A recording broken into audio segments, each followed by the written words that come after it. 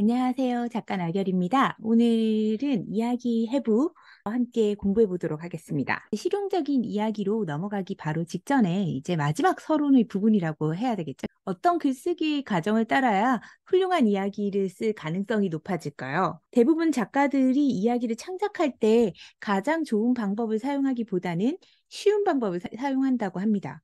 예를 들면은 이 쉬운 방법이라는 것은 외적, 기계적, 단편적, 그리고 일반적인 방법인데요. 일단 하나의 전제 아이디어가 떠오르면 굉장히 특별한 거라고 생각은 하지만 실은 언젠가 어떤 영화에서 본 적이 있는 내용이나 아이디어들을 희미하게 모방한 그런 아이디어를 생각해낸다고 합니다.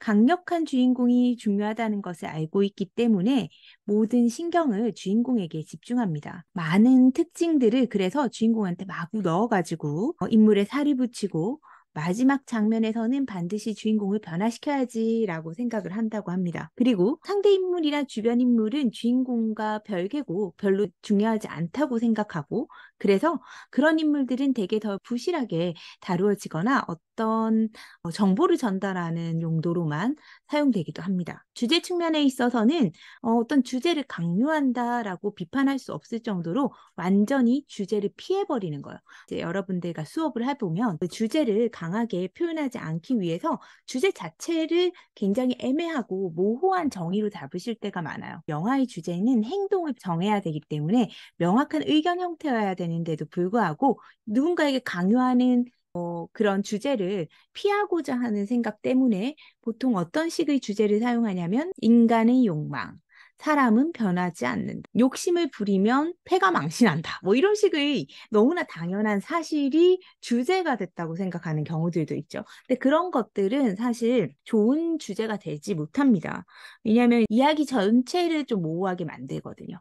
혹은 너무 강렬하게 자기의 주제를 정한 나머지 대사 속에서 막 관객들을 가르치려듯이 주제들을 강력한 말로 이렇게 표현하는 경우들도 있으신데요. 그런 것들도 사실은 피하는 게 좋습니다. 그리고 이런저런 설정들을 하게 되는데 이런 설정들도 우리가 흔히 생각하는 대도시에서 일어나는 일, 내가 생각할 수 있는 쉬운 범위 안에서만 설정들을 여러분들이 정하시기도 하는데 구체적으로 어떤 배경, 어떤 것을 전제로 할 것인가를 정하시고 거기에 이 이야기 전체를 상징할 수 있는 그런 공간을 세팅하시는 게 필요한데 사실 거기까지 가지 못한다는 거예요. 예를 들면 브로크백 마운틴 같은 경우에는 상징적인 공간이 두 사람만의 사랑이 이루어지는 공간으로 설정됨으로써 강력한 힘을 가지게 되는데요. 브로크백 마운틴이 만약에 도심에서 일어나는 이야기였다고 생각을 한다면 굉장히 이야기 톤이나 분위기가 바뀐다는 것을 여러분들도 아실 수 있겠죠. 그런데 우리는 그런 노력은 하지 않는다라는 거죠. 이제 몇 가지 플롯과 사건을 구상하는데요. 무슨 일이 벌어질까? 다음에 뭐 어떤 일이 벌어질까? 자신의 주인공에게 물리적 여행을 떠나게 하는 경우도 많아요. 그리고 산막 구조를 알고 있기 때문에 어렴풋이 세 개의 구조로 활용해서 플롯을 쓰기는 하지만 각각의 씬이 고립되어 있는 나열 형태를 띠는 경우가 많다는 거예요. 왜냐하면 A에서 B로 가고 B에서 C로 가야 된다는 생각에서 머물고 있기 때문에요. 그리고 모든 갈등은 사건에만 집중한 채 그저 이런 플롯을 밀고 나가기 위한 수단으로만 사용하고 있을 경우도 많아요. 그래서 이야기가 겉으로 드러난 구조만 있을 뿐이지 정서적인 구조가 채워지지 않는다는 거죠. 그래서 우리는 새로운 글쓰기 과정을 배울 텐데 이 과정은 내적, 유기적, 상호 연관적, 독창적인 접근법에 의해서 시나리오를 쓰는 법을 함께 공부해 보도록 할 것입니다. 이 책의 저자는 이렇게 이야기합니다. 경고를 하겠다. 이 방법은 쉽지 않을 것이다. 그렇지만 이 방법 그리고 혹은 이 몇 가지 변형된 방식만이 진실로 효과적이라는 것을 알고 결과가 있다고 믿는다. 그리고 이 방식은 얼마든지 배워서 활용할 수 있다고 합니다. 그럼 우리가 앞으로 공부해야 될 이 책에서 활용하게 될 글쓰기 방법에 대한 개괄적인 내용 나눠보도록 할게요.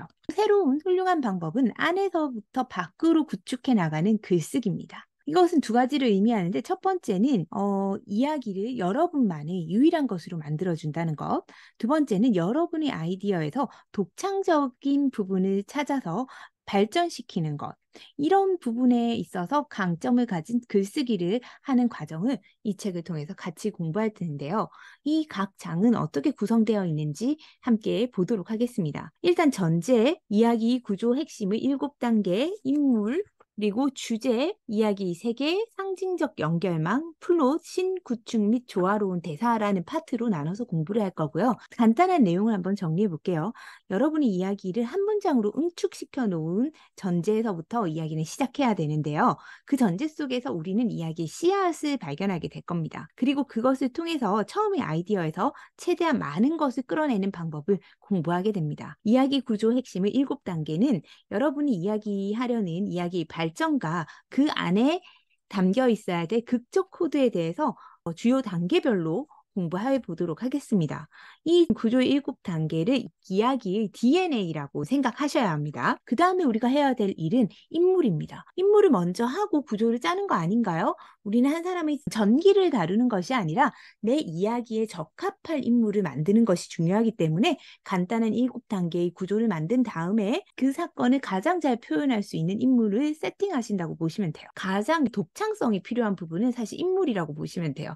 구조라는 것은 시나리오 작법에 있어서 중요한 부분이고 모두가 똑같이 활용할 수 있는 부분이거든요. 구조라는 것은 나만 다르게 해야지. 이럴 때 항상 이런 사건이 터지더라 해서 다르게 하면 좋은 이야기가 되지 않을 가능성이 높아요.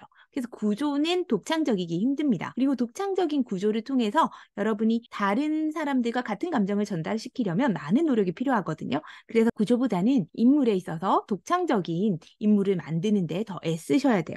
인물을 독창적으로 만들고 각 인물을 다른 모든 인물들과 연결하고 비교하도록 해서 강렬하고 뚜렷해지게 만들어야 되고 이를 위해서 조연들도 세팅하셔야 되는 겁니다. 조연들은 여러분의 주인공의 여러 가지 면들을 보여주는 역할을 할 거예요. 우리가 잊지 말아야 될 것이 주제라는 거죠. 영화에서의 주제라는 것은 도덕적 논쟁이라고 보면 돼요. 주제는 여러분의 도덕적인 지향이고 인간 세상 속에서 어떻게 행동해야 되는가, 어떤 행동을 해야 되는가에 대한 관점인 거예요. 그래서 어떤 사실을 전달하면 안 돼요. 인간은 고독하다, 뭐 인간은 외롭다, 인간은 욕망이 크다, 욕망이 큰 인간은 파멸한다, 이런 사실을 얘기하는 게 아니라 어떤 행동을 할 것인가 라고 해야 되기 때문에 이 주제라는 것을 로버트 맥기의 스토리라는 책에서는 주도적 아이디어라고도 표현을 해요. 그래서 의견 형태의 주제를 생각하셔야 되고 인물이 그 메시지를 전달하는 대변자가 되어야 된다는 것이 아니라 아이디어 속에 내재되어 있는 주제를 이끌어내고자 구조를 통해서 주제가 드러나도록 하는 것이 핵심입니다. 그랬을 때 관객은 놀라고 감명을 받을 수 있기 때문에요. 그리고 이야기의 세계에 대해 생각해 봐야 돼요.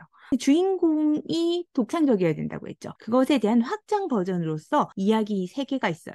이야기 세계는 주인공을 보다 명확하게 규정할 수 있게 도와줄 거고 관객들에게 성장을 물리적으로 보여주는 요소라고 보여집니다. 어느 정도 완성되고 나면 상징적인 연결망을 만들어야 돼요. 좀 고차원적인 이야기, 좋은 명작을 만들기 위해서 상징이라는 고도의 응축된 의미의 꾸러미를 항상 고려하셔야 돼요. 이 인물과 이야기의 세계, 그리고 플롯의 다양한 차이점을 강조하고 소통시킬 수 있는데 그것을 상징의 연결망을 통해서 하나로 묶는 역할을 해줬을 때 하나의 행동이 여러 가지 의미를 보여주면서 훨씬 더 뚜렷하게 나타난다고 할 수 있죠. 여러 가지 인물, 에피소드, 상징적인 연결망 같은 것을 다 고려했다면 이제 플롯을 생각하셔야 되는데 인물 속에서 적절한 이야기 형식을 찾아낼 수 있습니다. 플롯이 고유한 인물로부터 뻗어나온다고 보시면 되고 이 책에서는 특별하게 22단계를 가지고 연결되어 있는 플롯을 구상하고 논리적인 결말을 끌어내도록 공부를 해보도록 하겠습니다. 이제서야 우리는